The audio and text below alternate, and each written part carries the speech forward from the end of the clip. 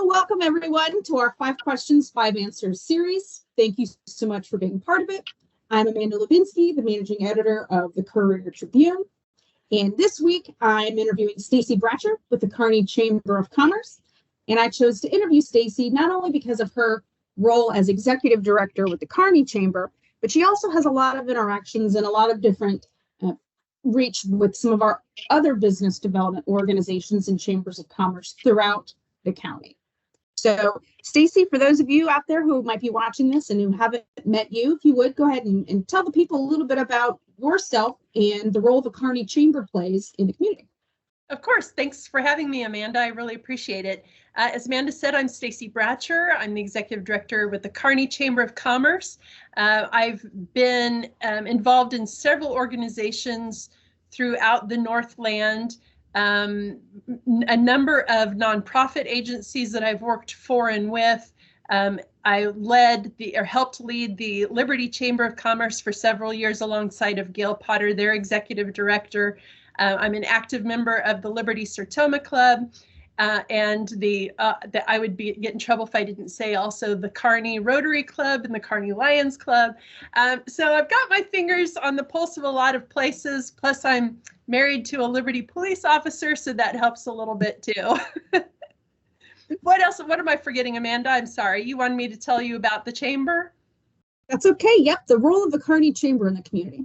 So if you're not familiar with the Chamber of Commerce, it's basically a network of business leaders who work together to promote the interests of the business community. So the Kearney Chamber of Commerce, we have 5 pillars that we work toward. Our mission is the relentless pursuit of a vibrant and prosperous business community. We do that through our 5 pillars, which, if I can find them, because I'll forget: celebrate our businesses, empower business excellence, strengthen community partnerships, support local shopping, and develop visionary leadership. So that's our chamber in a nutshell. Okay. So in terms of goals for 2024, how does the Kearney Chamber of Commerce plan to kind of hit and succeed all 5 of those pillars this year? Great question, and thank you for driving it back to the pillars. This year, we are really going to focus on developing that visionary leadership pillar. We are going to start some new leadership programs through workshops, youth mentorships, different things like that, in order to really strengthen the core of the leadership of our community. And that doesn't just mean the people who are leading, but the people who will be leading at some point. We also plan to deepen member involvement, hopefully get more people involved at deeper levels by offering new ways to get involved. We hope to really embrace, we've always embraced the Holt community, but we really want them, we want them to be a part of all of this and not just feel like there's Kearney and there's Holt. We want it to be Kearney and Holt. You know, we've got major things coming up in our communities that it's going to affect the entire Northland, not just Kearney, and that's the World Cup. And if we're not all talking about the World Cup and preparing for that, then our businesses are going to lose big time. So I'm hoping that everybody's going to be in on that conversation. Along that same vein, the 19th Street Exchange that just opened up in Kearney is going to create a lot of new opportunity and a lot of new headaches for Kearney for us to overcome. So that's a new topic of discussion. Now that it's open, what does that look like? How do we draw new businesses in? How do we maintain the businesses we have? How do we get more people to come to Kearney? How do we get Kearney residents to stay in Kearney? So all of those things go into that. And then on a little bit more of a personal note for the chamber, we're hopefully going to find a permanent new home for the chamber. So that's kind of fun and exciting as well. Well, certainly a lot going on. Sorry, we have a lot going on. No, that's exactly what we should have, right? We're doing our jobs, we should have a lot going on, right? That's right. That's right. Well, again, Stacie, thank you for joining us today and giving us a little bit of an interesting taste of what the Kearney Chamber is in a nutshell. And so, as you know, the Courier-Tribune's goal in 2024 is to kind of better understand our role in the community. And so the 5 questions, 5 answer series that we're taking part in today is an opportunity for us to ask the same 5 major questions of individuals like yourself that represent certain vectors, stakeholders, if you will, throughout our community. So we're engaging with folks involved in law enforcement, education, government, economic development, like yourself, to really kind of hit those points home and gather those different perspectives that we're hoping everyone brings to the project. So with that in mind, I kind of want to segue into our first major question, and it's the most important one. So what are the most pressing challenges, in your opinion, from a business development perspective, that's facing our community at the local level right now? Okay, yeah, and there's a lot of them. The top one, and everybody's been talking about it for several years now, it's the labor or staffing shortages. Our small businesses they're almost being crippled by it. We're trying all kinds of different things to overcome it. Nothing's working. They're still facing the labor shortages, and it's beginning to take its toll. And there's no one answer. So that's a major one. The cost of goods. Not only is it more expensive for the consumer to buy things now, it's more expensive for our businesses to buy the things that they need to run their business and to sell to the consumer.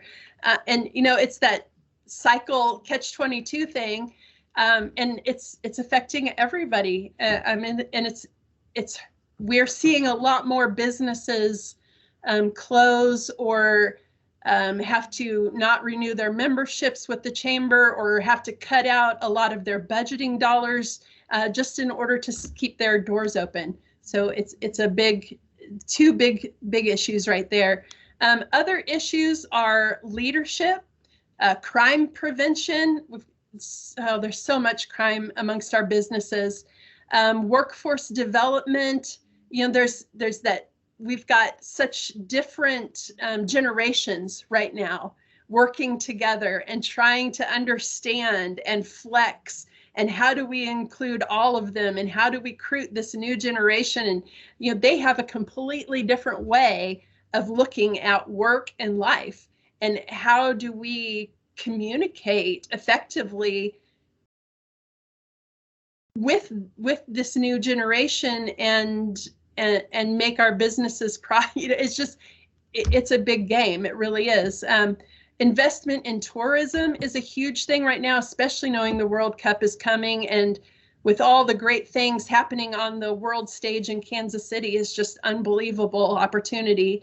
And then just supporting our small businesses, Amazon and all of our big boxes. They're great things. They make our lives so much easier, but our small businesses are suffering because we're forgetting about them, and they have so much to offer us that the big box and Amazon can't offer, and we've got to remember that they're there. So how do we in the community, as well as the chamber and us as a newspaper, how do we help all those things that you just mentioned? If I knew, I wouldn't be talking to you right now, because I'd have the world's problems all solved. We all just have to work together. We need to communicate more. Joining a chamber, and I know that sounds self-serving, but really when you join the chamber, you get an entire network of friends and resources and helpers. And when we can all come together on the same platform in conversation to try to figure these things out, that's when true change will happen. We've got to talk to each other, guys. We've got to talk and help each other. Okay, so kind of keeping in that same vein with that talking. So considering the evolving media landscape, right, that not just only impacts newspapers, it impacts just what you said, the way we all communicate. That's right. So given that evolving landscape, what role do you see us as a local paper playing in the community 3, 5, 10 years from now? Yeah, I think that's such an interesting question, and I'm glad you shared that one with me in advance. So I thought about it for a little bit. The local newspaper is in such an interesting predicament right now because you used to set the pace of the news, but now with social media and internet and it flies. I mean, if you're not timely and you're not keeping up, so a newspaper, you guys, you have to lay it out, you have to print it, it has to be on a schedule, you can't always be timely. So in thinking about that, the only thing I could come up with was the newspaper really could be the barometer of truth. So we have all of these things swirling around us, all of this information. Some of it's true, most of it's not. Where is the truth? What is the truth? How do I discern it? And I think our newspapers could be the answer to a lot of that, because everybody's searching right now. Where can I find the truth? It's hidden, but our newspapers could really help to expose that. And be that definitive place where, okay, I know I can trust the Courier-Tribune. I'm going to go there and find the truth. I like it. So, yeah, as someone who's kind of on the pulse of not only kind of helping us determine kind of and understand how we can better communicate and help our local businesses and support those shop small efforts, but in what ways do you anticipate kind of the chamber and organizations like that with business development having to change in the next 5 years with everything you just said with that evolving media landscape? How do I anticipate our organization having to change? We have to grow or we'll stagnate. We have to evolve with the needs of the community. Our community is the business community, so I have to be out in the community talking to our business owners, finding out what it is they want and need, and I have to adapt to that and try to either provide the answers or bring the answers to them or guide them to where they can find them. If you're not growing, if you're not evolving in this current landscape, then you're dying. That simple. Okay. So what role should our newspaper play in promoting that civic participation and that growth in community involvement? Wow. I think you guys do a great job of participating. You're always open to any information that I send your way. Again, I think it might go back to, can I use churches as an example right now? This is my opinion. I feel like church, well, not just churches, but even some of our major businesses, they've lost sight of their mission. We've seen it time and time again. They try to go with some trend or something they think that the smaller part of the population wants, or they try to play politics, and it ends up backfiring on them. Right? Instead of catering to what's current or trendy, stick with your mission. Follow your mission, stay true to who you are, stay true to what got you to where you are, stay true to those who supported you to where you are, and quit playing games with everybody. Just report the news, report the community, share what we're doing. I think you understand what I'm trying to say. I feel like in churches, a lot of times they try to cater to either the world or they try to cater to the youth, and they miss out on 3/4 of their attendance group because they're focusing on one little group instead of being who they are, who they're supposed to be. Does Okay. that make sense, Amanda? I'm Sure. sorry, I got in my soapbox a little bit there. It's okay. That's okay. So this is all great feedback. This is why we're having this community conversation. So as a newspaper, though, how do you think that we could maybe effectively encourage some more civic participation in some of those things? Oh, civic participation is really hard these days, isn't it? With everything that's going on and trying to bring a community together into one place. I mean, look at Kearney just trying to get a pool open, and everybody has such different opinions about it. You know, Kearney got a Starbucks recently, and even that was a point of contention. I don't want a Starbucks. I moved from the city for a reason. You know, all these things. Amanda, I think, I don't know that there is one way other than you just, like I said, stay true to who you guys are and what you do and keep supporting our communities. Be our biggest cheerleaders. That's what we need, is a big cheerleader that's always bringing the positive. I mean, I know sometimes you have to report on not good things, but if you're always bringing the positive greatness of our communities, and I think that will draw people. Okay, I like it. Okay.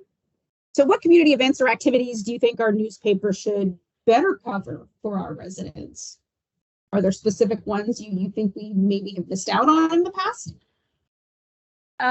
Specific events, no. I think you guys do a great job of covering things, especially sports. You do a fantastic job with sports. You're always there helping us know who's running for what office, and the Courier-Tribune is one of my go-tos for what's on the ballot, what do I need to vote for, what am I looking at. So I think you're great in that. There's very few championships or awards or things that you guys have not covered. I can't think of anything you've not covered. I think my only maybe feedback, and you mentioned it earlier, is partnering more. Like we love Best of the Northland. I think Best of the Northland is such a fun thing that the Courier-Tribune does, and I think we could really make that bigger and really bring more exposure to our businesses through Best of the Northland. Maybe get more people to respond to the nominations, and really do up a big community celebration for those things. So maybe just partnering in different ways with these different groups that you've mentioned that you're going to have on this talk. How else can the newspaper partner with them beyond just reporting the news to help celebrate and bring awareness to our community? Appreciate that. It's good feedback. So the last major question we have, Stephanie, we've been just rolling right through these, Stacie. So all right. So considering the current economic landscape, how can our newspaper support those local businesses and really hit home and contribute to that economic growth? I think you talked about it a little bit, but really let's bring that home. Yeah. Every time I have surveyed our membership, the number one thing that always comes back is they want more exposure.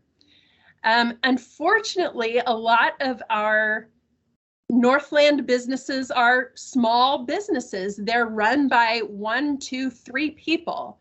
They don't have a lot of time to put out marketing or advertising or press releases or things like that.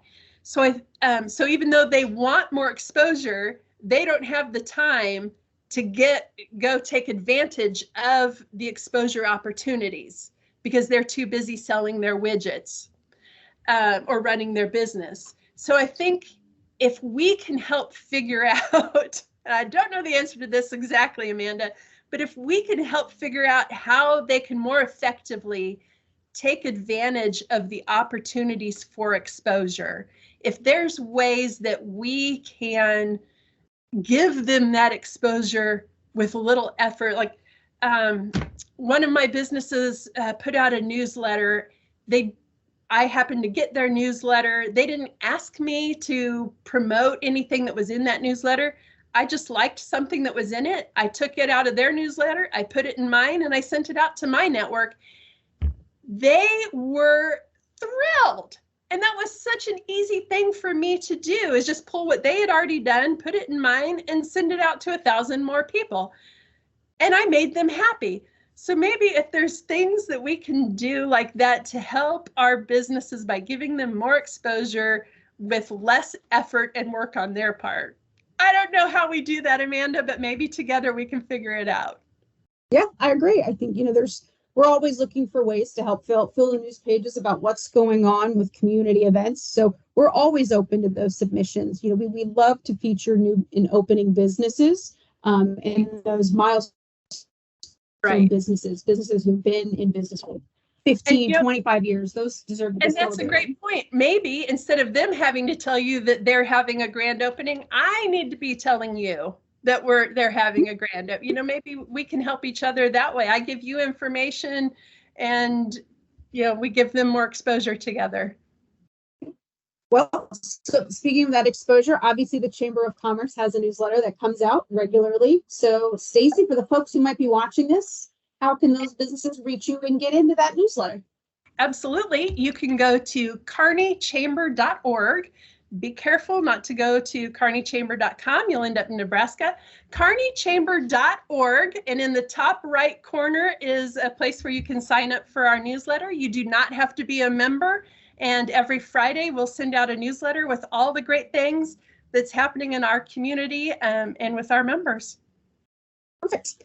And for those of us at the Kearney Courier, which is what used to be the Kearney Courier, now the Courier-Tribune, when we partnered with Liberty and Smithville, it used to be the Smithville Herald. We also used to have the Liberty Tribune. But now under that umbrella of the Courier-Tribune, for those of you out there who might want to get some more exposure for your business, or you've got an upcoming event you want to promote, we happily accept those as well, and you can send those to news, NEWS, at my Courier, COURIER, Tribune, TRIBUNE.com.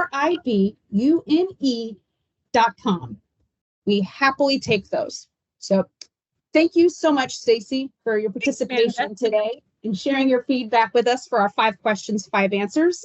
Before we leave, is there a question that you would ask the community in our upcoming community survey? Oh my goodness. Wow, that's a great question.